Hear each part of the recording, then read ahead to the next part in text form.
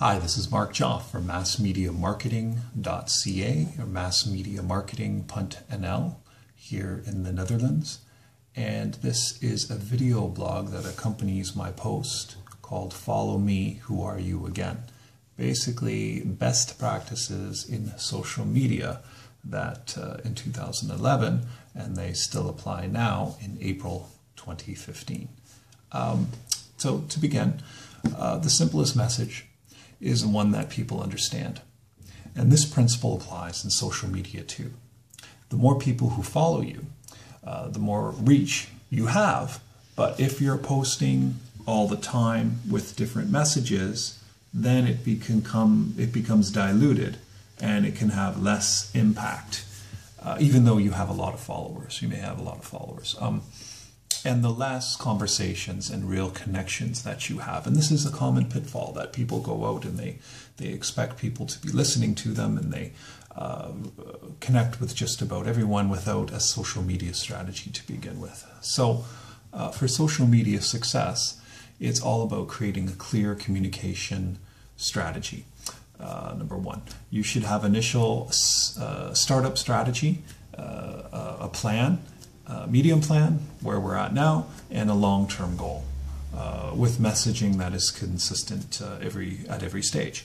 As your company matures or your brand matures, your use of social media for leads and sales can become more apparent, and actually more social media. Twitter becomes more than just a back channel. It becomes, Twitter for example, it becomes a channel where you can actually track and drive leads, and of course the big buzzword that people engage with people, which is so much more than engagement in social media. It's actually driving revenue now too.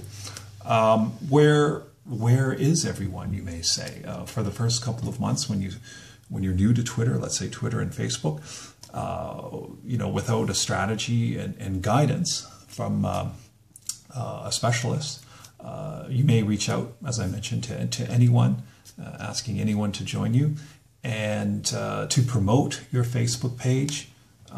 You're trying to with potentially daily specials and interesting posts, and you find that it's just, alas, unfortunately, it's not working because there's no one that is really listening to what you have to say.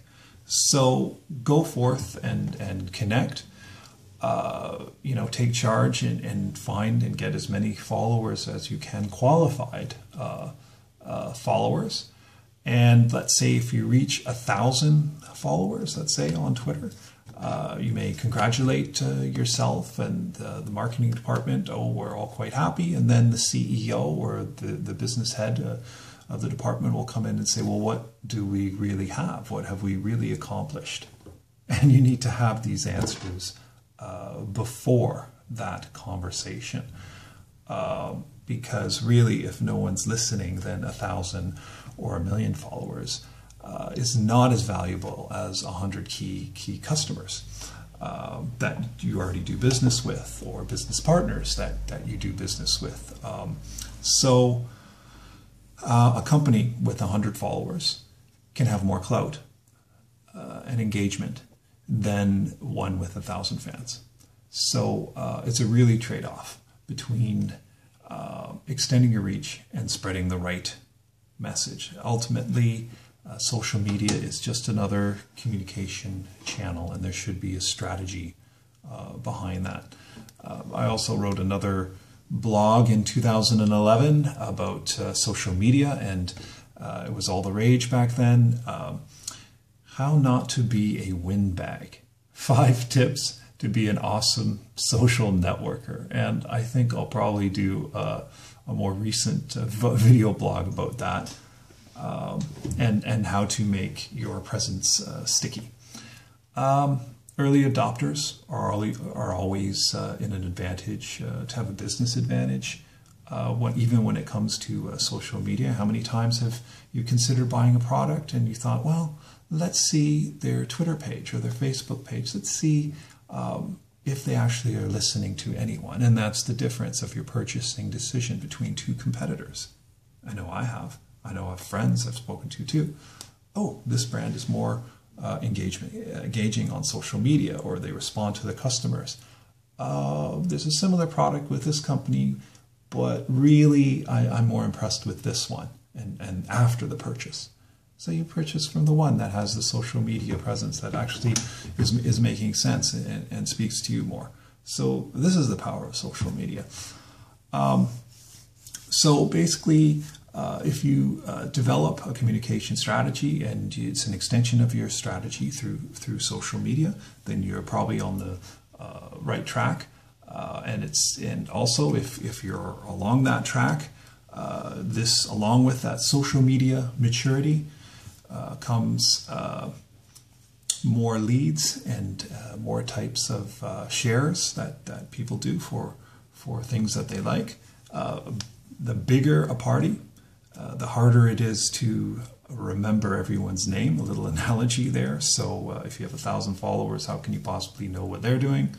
So the nature of social media has really changed from the beginning, where it was just go get as many followers as you want.